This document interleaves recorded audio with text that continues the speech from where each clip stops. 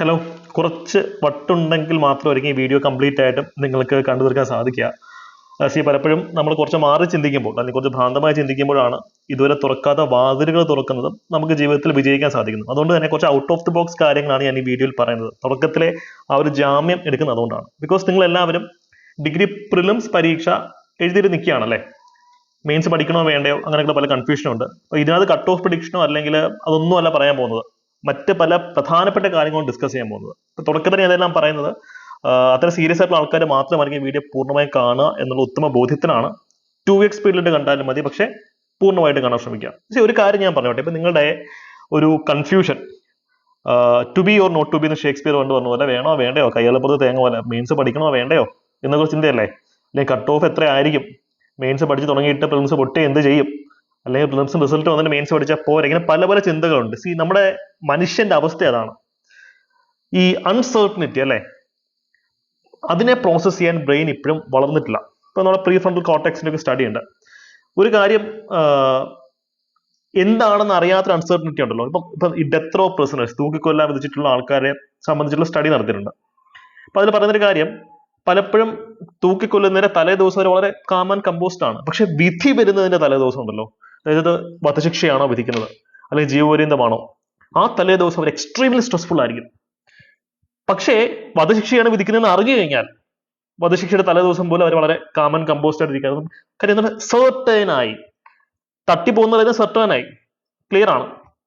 അപ്പൊ ആ സെർട്ടനിറ്റി കിട്ടിക്കഴിയുമ്പോൾ തലച്ചോറിന് പലപ്പോഴും കൂളായിട്ടിരിക്കാൻ പറ്റും. പക്ഷേ എന്താ കിട്ടുന്നതെന്ന് അറിയാത്തൊരു സിറ്റുവേഷൻ ഉണ്ടല്ലോ, ആ സിറ്റുവേഷനിലാണ് ഇത് തലച്ചോറ് നമ്മളെ ട്രിക്ക് ചെയ്യുന്നത്. ഇപ്പൊ നിങ്ങൾ ആ ഒരു സിറ്റുവേഷനിലാണ് നിങ്ങൾ ഓരോരുത്തരും.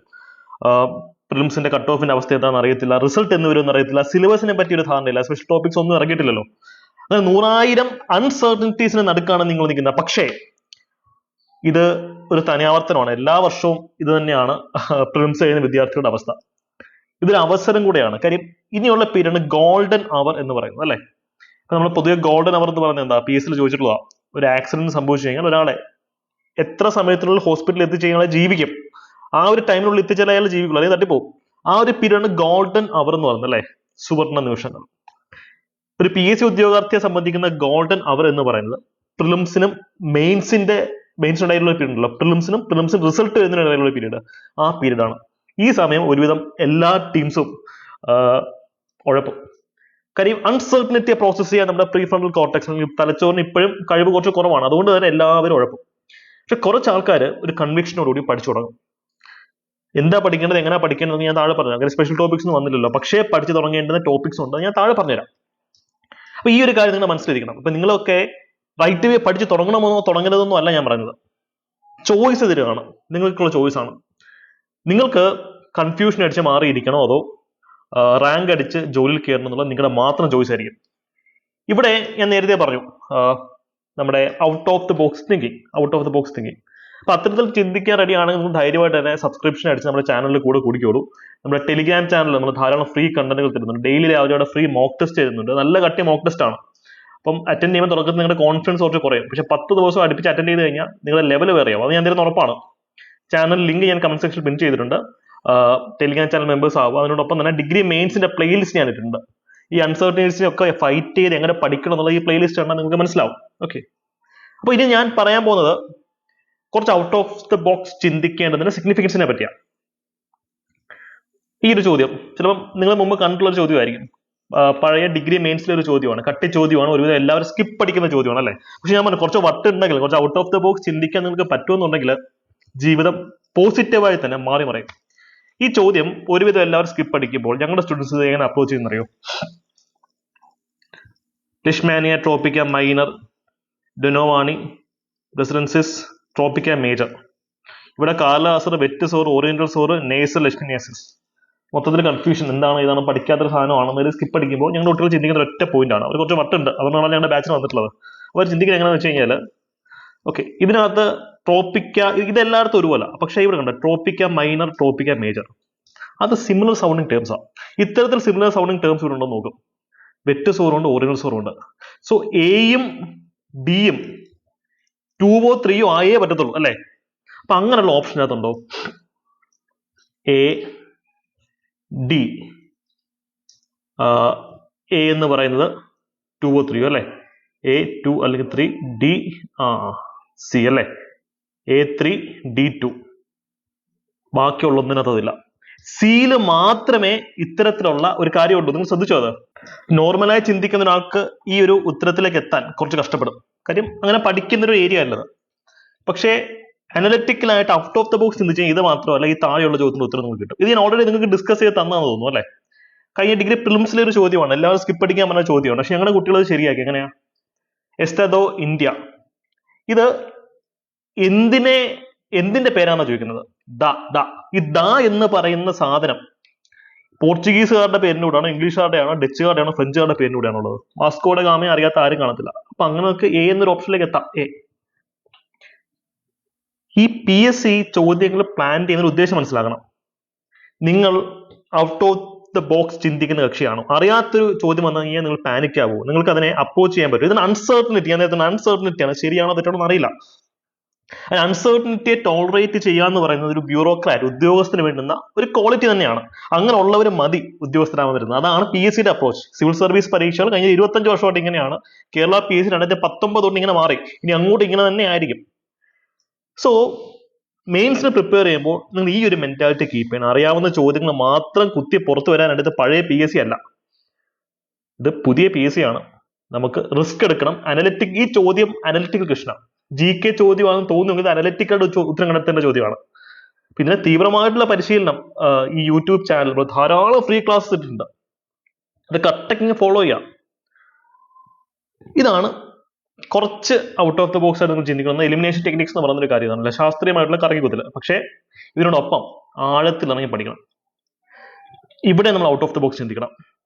ഇപ്പോൾ കഴിഞ്ഞ വർഷം LSTD സെക്രട്ടേറിയറ്റ് അസിസ്റ്റന്റ് പരീക്ഷയിലൊക്കെ ഇത്രയും ടോപ്പ് റാങ്ക്, അല്ലെങ്കിൽ KS പരീക്ഷ അല്ലെ. KS പരീക്ഷ എന്ന് പറയുമ്പോൾ ഞങ്ങളുടെ മെയിൻസ് ബാച്ചിൽ ഒരു 50 വിദ്യാർത്ഥികളാണ് ഉണ്ടായിരുന്നത്. ആ 50 വിദ്യാർത്ഥികളിൽ നിന്നാണ് റാങ്ക് 1ഉം റാങ്ക് 9ഉം ഒക്കെ വന്നത്.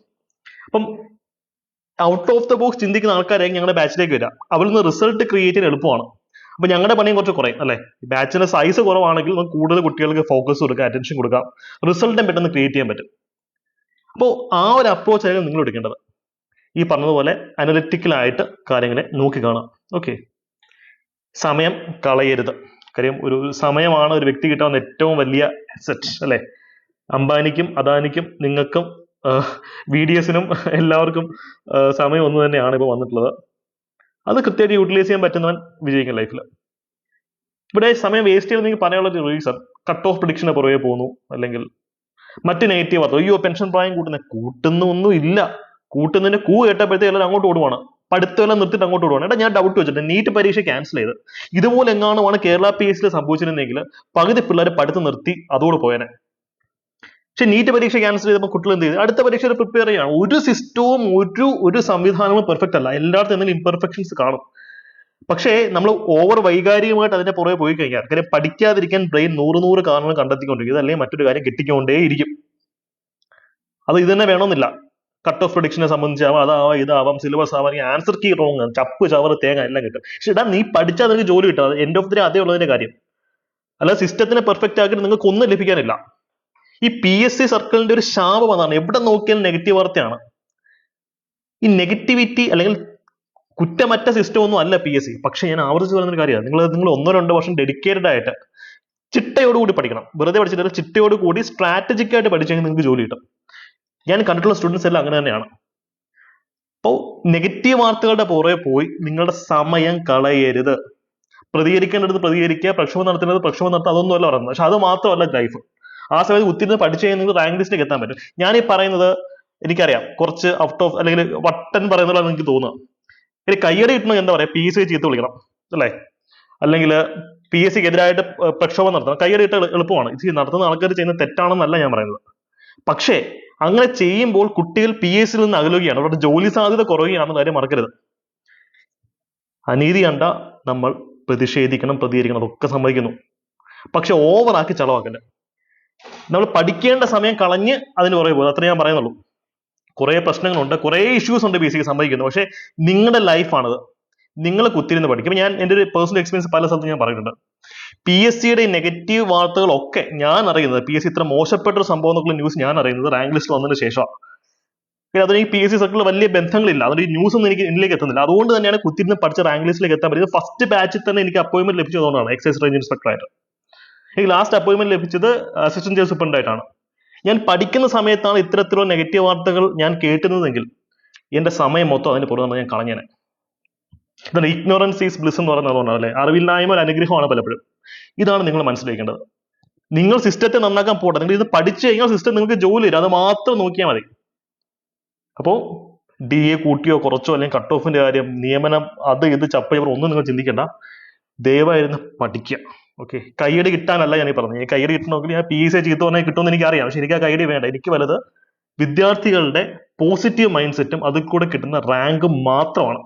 ഓക്കെ, അതവിടെ ഇരിക്കട്ടെ. സമയം വേസ്റ്റ് ചെയ്യില്ല. നിങ്ങളിപ്പോ മെയിൻസിന് പഠിക്കാൻ തുടങ്ങുകയാണല്ലോ. എന്താണ് പഠിക്കാൻ എന്നുള്ള കൺഫ്യൂഷൻ നിങ്ങൾക്കുണ്ട്. പല ആൾക്കാരുടെ കേസ് നമുക്കറിയാം, അവർ പ്രിലിംസ് സ്ഥിരം പാസ്സാവും, മെയിൻസ് 8 നിലയെ പൊട്ടും. ഇതൊരു പാറ്റേൺ ആണ് അല്ലെ. ഞാൻ മെയിൻസ് തോൽക്കുകയും മെയിൻസ് ജയിക്കുകയും ചെയ്തൊരു വ്യക്തിയാണ് ഞാൻ. തോറ്റുതരെ ജയിച്ചൊരു, അപ്പൊ എനിക്ക് 2 മൈൻഡ് സെറ്റ് എനിക്ക് അറിയാം. ഈ പാതയിൽ കൂടെ ഒക്കെ സഞ്ചരിച്ചിട്ടുള്ള വ്യക്തിയാണ് ഞാൻ. അപ്പൊ നിങ്ങൾ മനസ്സിലാക്കുക, mains is N entirely different ball game. Prelims എന്ന് വെച്ച് കഴിഞ്ഞാൽ MEM സബ്ജക്റ്റിൽ അല്ലെ, മാത്സ്, ഇംഗ്ലീഷ്, മലയാളം, റീസണിംഗ് നിങ്ങൾ അത്യാവശ്യം സ്ട്രോങ് ആണെങ്കിൽ പ്രിലിംസ് ചാടിക്കിടക്കാൻ പറ്റും, വലിയ പ്രശ്നമില്ല. പക്ഷെ മെയിൻസിലേക്ക് വരുമ്പോൾ അങ്ങനല്ല. സ്പെഷ്യൽ ടോപ്പിക്സ് GK-ക്കാണ് ഇമ്പോർട്ടൻസ്, MEM-നല്ല. അതുകൊണ്ടാണ് പല ആൾക്കാരും പ്രിലിംസ് കാലെത്തുകയും മെയിൻസിലേക്ക് വരുമ്പോഴത്തേക്കും പ്രിലിംസ് ജയിക്കുകയും മെയിൻസ് തോക്കുകയും ചെയ്യുന്നത്. മെയിൻസ് എന്ന് പറയുന്നത് നിങ്ങളുടെ റാങ്ക് നിശ്ചയിക്കുന്ന പരീക്ഷ. ജയിച്ചാൽ മാത്രം പോരാ, ഓരോ മാർക്കിന് വേണ്ടിയുള്ള ഫൈറ്റ് ആയിരിക്കണം. പ്രിലിംസിൽ നിങ്ങൾക്ക് സേഫ് ആയിട്ട് കളിക്കാം, അറിയാവുന്ന മാത്രം കുത്തിച്ചിറങ്ങി വന്നാൽ ചില ആൾക്കാർ ജയിക്കാറുണ്ട്. പക്ഷെ മെയിൻസ് എന്ന് പറയുന്നത് അങ്ങനെ, ഞാൻ നേരത്തെ പറഞ്ഞ കുറച്ച് ഔട്ട് ഓഫ് ദ ബോക്സ്, കറക്കി കുത്തൽ, ആഴത്തിലുള്ള പഠനം, കുറച്ച് പണി എക്സ്ട്രാ എടുക്കണം. പ്രിലിംസ് മൈൻഡ് സെറ്റ് വെച്ച് നിങ്ങൾക്ക് ഒരിക്കലും മെയിൻസ് ക്ലിയർ ചെയ്യാൻ ഒക്കത്തില്ല. ഞാൻ ഇപ്പൊ എന്റെ ബാച്ചസിൽ ഞാൻ ഒരിക്കലും പ്രിലിംസിനായിട്ട് ക്ലാസ് തന്നെ കൊടുക്കാറില്ല, എല്ലാം മെയിൻസിന്റെ ക്ലാസ് തന്നെയാണ് കൊടുക്കുക. അപ്പൊ മെയിൻസ് മൈൻഡ് സെറ്റ് ഉള്ളതുകൊണ്ട് തന്നെ പ്രിലിംസ് ഓട്ടോമാറ്റിക്കായി പാസ് ആയിക്കോളും. ഇതിന്റെ കോമഡി എന്താണെന്നറിയോ, പ്രിലിംസിന് വേണ്ടി പഠിക്കണമെങ്കിൽ ഇപ്പൊ ഇംഗ്ലീഷ് അല്ലെങ്കിൽ ഹിസ്റ്ററി പ്രിലിംസിന് പഠിക്കാൻ ഒരു 10 മണിക്കൂർ വേണമെന്നിരിക്കട്ടെ, മെയിൻസ് തുടങ്ങിയ 12 മണിക്കൂർ മതി, അല്ലെങ്കിൽ 11 മണിക്കൂർ മതി. കുറച്ച് സമയം എക്സ്ട്രാ ഇട്ടെങ്കിൽ അത് സെറ്റാണ്. അല്ല, ഇതിന്റെ ഇരട്ടി ഒന്നും അവിടെ പഠിക്കാനില്ല, അതാണ് കോമഡി. അപ്പോ ഈ ഒരു മെന്റാലിറ്റിയിൽ വേണം നിങ്ങൾ പഠിച്ചു തുടങ്ങാൻ. പ്രിലിംസിനെ പഠിച്ചിട്ടുള്ള നിങ്ങൾ സ്ട്രാറ്റജി എടുത്ത് ചവിട്ടോട്ടയിൽ ഇടുക. മെയിൻസിലേക്ക് ഇറങ്ങുമ്പോൾ കുറച്ചും കൂടെ റിസ്ക് എടുക്കാൻ നിങ്ങൾ റെഡി ആയിരിക്കണം. ടോപ്പ് റാങ്ക് ഫസ്റ്റ് ബാച്ചിൽ തന്നെ അഡ്വൈസ് പോകുന്ന രീതിയിലുള്ള പ്രിപ്പറേഷൻ നിങ്ങൾ നടത്തേണ്ടത്. വളരെ സന്തോഷമുണ്ട്, സെക്രട്ടേറിയറ്റ് അസിസ്റ്റന്റ് റാങ്ക് ലിസ്റ്റ് വന്നപ്പോൾ നമ്മുടെ വിദ്യാർത്ഥികൾക്കൊക്കെ ഫസ്റ്റ് അഡ്വൈസിൽ അവർക്ക് അഡ്വൈസ് വന്നിട്ടുണ്ട്. വലിയ സന്തോഷമുള്ള ഒരു കാര്യമാണ്. അതുപോലെ ഈ ഒരു മെന്റാലിറ്റിയിൽ പ്രിപ്പയർ ചെയ്തുകൊണ്ടാണ് ഈ ടീംസ് ഉണ്ടല്ലോ, അവർ പലരും കഴിഞ്ഞ പ്രിലിംസ് തോറ്റ ആൾക്കാരാണ്. പക്ഷെ ഇത്തവണ പ്രിലിംസ് മെയിൻസ് ഇന്റർവ്യൂവിൽ ഒറ്റയടിക്ക് പാസ്സായി 2 ഡിജിറ്റ് റാങ്കിലേക്ക് അവർ പലരും എത്തിയിട്ടുണ്ട്. മൈൻഡ് സെറ്റ് കറക്റ്റ് ചെയ്തുകൊണ്ട് മാത്രമാണ് അത് സാധിച്ചത്. മൈൻഡ് സെറ്റ് ആണ്, നിങ്ങളുടെ മനസ്സാണ് നിങ്ങളുടെ ഏറ്റവും വലിയ അസറ്റ്. നെഗറ്റീവ് വാർത്തകളുടെ പുറകെ പോകരുത്, ഇരുന്ന് പഠിച്ചോണം. ഓക്കെ, അപ്പൊ എന്താണ് പഠിക്കണം എന്നുള്ള ഐഡിയ നിങ്ങൾക്ക് ഏകദേശം കിട്ടുന്ന വിചാരിക്കുന്നു. പ്രിലിംസ് പഠിച്ചതുപോലെ മെയിൻസ് പഠിക്കില്ല. ഇതിനെപ്പറ്റി ഡീറ്റെയിൽ ഒരു വീഡിയോ വേണമെങ്കിൽ നിങ്ങൾ പറഞ്ഞു കഴിഞ്ഞാൽ കമന്റ് സെക്ഷനിൽ പറഞ്ഞാൽ അത് ചെയ്യാം കേട്ടോ. ഓക്കെ, അപ്പൊ ഇത്രയാണ് എനിക്ക് ഏകദേശം നിങ്ങളത് പറയാനുള്ള ഒരു കാര്യം. അപ്പൊ ഈ രീതിയിൽ കുറച്ച് ഔട്ട് ഓഫ് ദ ബോക്സ് ചിന്തിച്ച് എന്റെ കൂടെ സഞ്ചരിക്കാൻ റെഡിയാണെങ്കിൽ നിങ്ങൾക്ക് ഞങ്ങളുടെ മെയിൻസ് ബാച്ചുകൾ യൂസ് ചെയ്യാം. ഈ പറഞ്ഞതുപോലെ ഞങ്ങൾ വലിയ അഡ്വർടൈസ്മെന്റ്സും കാര്യങ്ങളൊന്നും ഇല്ല. നിങ്ങൾ ഞങ്ങളുടെ ഡെമോ ക്ലാസ്സുകൾ കാണുക, ഞങ്ങളുടെ റിസൾട്ട് നിങ്ങൾ നന്നായിട്ട് സ്റ്റഡി ചെയ്യുക. അത് നിങ്ങൾ എൻക്വയറി ചെയ്യുമ്പോൾ തന്നെ ഞങ്ങൾ നിങ്ങൾക്ക് അങ്ങോട്ട് അയച്ചു തരും നിങ്ങളുടെ റിസൾട്ട്, ഞങ്ങളുടെ ഡെമോ ക്ലാസ് അല്ല. അപ്പൊ ആ ഒരു വിശ്വാസത്തിന്റെ പുറത്ത് വേണം നിങ്ങൾ അഡ്മിഷനിലേക്ക് വരാൻ. ഈ ഡെമോ ക്ലാസ് മാത്രം കണ്ടാൽ മതി, നിങ്ങൾക്ക് നല്ലൊരു ഫൗണ്ടേഷൻ കിട്ടും. അത് കണ്ടിട്ട് സെൽഫ് സ്റ്റഡി ചെയ്താലും കുഴപ്പമില്ല. എങ്ങനെയാണ് സബ്ജക്റ്റിനെ അപ്രോച്ച് ചെയ്യേണ്ടത് എന്നുള്ളത് കൃത്യമായിട്ട് ഡെമോ ക്ലാസ്സുകളാണ് മനസ്സിലാവും. ഓരോ സബ്ജക്റ്റിന്റെ ഡെമോ ക്ലാസ് നിങ്ങൾക്ക് കിട്ടും, 1-2 ക്ലാസ് അല്ല, വിശദമായിട്ടുള്ള എല്ലാ സബ്ജക്റ്റുകളുടെ ഡെമോ ക്ലാസ് തന്നെ നിങ്ങൾക്ക് തരാം. സ്പെഷ്യൽ ടോപ്പിക്സിന് സിലബസ് വന്നിട്ടില്ല കേട്ടോ, അതുകൊണ്ട് തന്നെ അതിന്റെ ഡെമോ ക്ലാസ് അവൈലബിൾ അല്ല. പക്ഷേ ഞാൻ ഇതിന്റെ വാക്ക് ഇതാണ്, നിങ്ങൾക്ക് ടോപ്പ് റാങ്കിലേക്ക് എത്താൻ വേണ്ടുന്ന കണ്ടന്റുകളെല്ലാം ഈ ഒരു ബാച്ച് നിങ്ങൾക്ക് കിട്ടും. ഫീസ് അഫോർഡബിൾ തന്നെയാണ്. നിങ്ങൾ ഒന്നിൽ കൂടുതൽ മെയിൻസ് പരീക്ഷയ്ക്ക് തയ്യാറെടുക്കുന്നെങ്കിൽ combo batch, integrated study panel combo batch. ഒരു ബ്യൂട്ടി എന്താണെന്ന് വെച്ചാൽ ഞാൻ ഒരേ സമയം നടന്ന പരീക്ഷയിലാണ് ഞാൻ റാങ്ക് ലിസ്റ്റിലേക്ക് എത്തിയത് അല്ലേ. എക്സൈസ് റേഞ്ച് ഇൻസ്പെക്ടർ, ഈ പറഞ്ഞ പോലെ സെക്രട്ടേറിയറ്റ് അസിസ്റ്റന്റ് ജയിലർ, ഇതിലൊക്കെ ഒരേ സമയമാണ് ഞാൻ റാങ്ക് ലിസ്റ്റിലേക്ക് എത്തിയത്. SI ഫിസിക്കൽ ഔട്ട് ആവുമായിരുന്നു, അല്ലെങ്കിൽ SI മെയിൻസിലേക്ക് നല്ല മാർക്ക് ഉണ്ടായിരുന്നു, റാങ്ക് ലിസ്റ്റിലേക്ക് എത്തുന്നത് മാർക്ക് ഫിസിക്കൽ ഔട്ടായി. ഞാൻ റിട്ടേൺ എക്സാമിന്റെ കാര്യം പറയുന്നതാണ് സൂചിപ്പിച്ചത്. അതിന് മുമ്പ് എഴുതിയിട്ടുള്ള പരീക്ഷകൾ ഈ പറഞ്ഞ പോലെ ഇന്റഗ്രേറ്റഡ് സ്റ്റഡി പ്ലാൻ വെച്ച് തന്നെയാണ് നമ്മൾ പഠിക്കുന്നത് അല്ലേ. അപ്പം അത് പഠിക്കാൻ സാധിക്കും. ഇതിൽ ഇൻഷുറൻസ് എടുക്കുന്ന പോലെ ഒരു പരീക്ഷ ഒറ്റിക്കഴിഞ്ഞാൽ ഒരുപക്ഷെ അടുത്ത പരീക്ഷയിൽ നമുക്ക് നല്ല രീതിയിൽ റാങ്കിലേക്ക് എത്താൻ പറ്റും അല്ലേ. ഇൻഷുറൻസ് എടുക്കുന്ന പോലെയാണ്. അപ്പം ഒന്നിൽ കൂടുതൽ പരീക്ഷകൾ ഇന്റഗ്രേറ്റഡ് ആയിട്ട് പ്രിപ്പയർ ചെയ്യാൻ നമുക്ക് സാധിക്കും. ഞാൻ ചെയ്തിട്ടുള്ളതാണ്, അതേ സ്റ്റഡി പ്ലാൻ തന്നെയാണ് ഇവിടെ നമ്മൾ ഇംപ്ലിമെന്റ് ചെയ്യുന്നത്. പിന്നെ ഏറ്റവും മികച്ച ക്ലാസ്സുകൾ നിങ്ങൾക്ക് ഉറപ്പ് വരുന്നു. പക്ഷേ ഈ പറഞ്ഞ ഔട്ട് ഓഫ് ദ ബോക്സ് ചിന്തിക്കാൻ റെഡിയായിട്ട് മാത്രം വരിക. എലിമിനേഷൻ ടെക്നിക്സിന് തീവ്രമായിട്ടുള്ള പരിശീലനം തരിക. നിങ്ങൾ സ്ഥിരമായിട്ട് സ്കിപ്പ് ചെയ്തുകൊണ്ടിരിക്കുന്ന ചോദ്യങ്ങൾ നിങ്ങൾക്ക് ഈ ക്ലാസ്സിൽ അറ്റൻഡ് ചെയ്താൽ തന്നെ പല ചോദ്യങ്ങളും നിങ്ങൾക്ക് അറ്റൻഡ് ചെയ്യാൻ പറ്റും. പിന്നെ 1 മാർക്ക് എന്ന് പറയുന്നത് ഒരു ജീവിതം പറയുന്നത് എക്സ്ട്രാ തരിക. 1 മാർക്കിന് വ്യത്യാസത്തിൽ റാങ്ക് മാറിയിട്ട് ജോലി കിട്ടാത്ത എത്രയോ ആൾക്കാരുണ്ട്. പക്ഷേ നമ്മുടെ മൈൻഡ് സെറ്റ് ഇതാണ്. ഇന്റർവ്യൂ ട്രെയിനിങ് ഈ ബാച്ചിൽ നിങ്ങൾക്ക് സൗജന്യമായിട്ട് ലഭിക്കും. Interview training. ഓക്കെ, അപ്പോൾ ഇത്രയാണ് കുട്ടികളെ എനിക്ക് പറയാനുള്ളത്. അപ്പോൾ നിങ്ങളുടെ അഭിപ്രായം കമന്റ് സെക്ഷനിൽ ഒന്ന് കമന്റ് ചെയ്യാം. ഞാൻ ഈ പറഞ്ഞ കാര്യങ്ങൾ നിങ്ങൾ യോജിക്കുന്നുണ്ടെങ്കിൽ അനുദീപ് അക്കാഡമി അല്ലെങ്കിൽ AA എന്ന് കമന്റ് സെക്ഷനിൽ കമന്റ് ചെയ്യുക. കാര്യം ഒരു അധ്യാപനം കിട്ടാവുന്ന ഏറ്റവും വലിയ സന്തോഷം വിദ്യാർത്ഥികളുടെ സ്നേഹം തന്നെയാണ് കേട്ടോ. All the best. ഉഷാറായി പഠിക്കാം.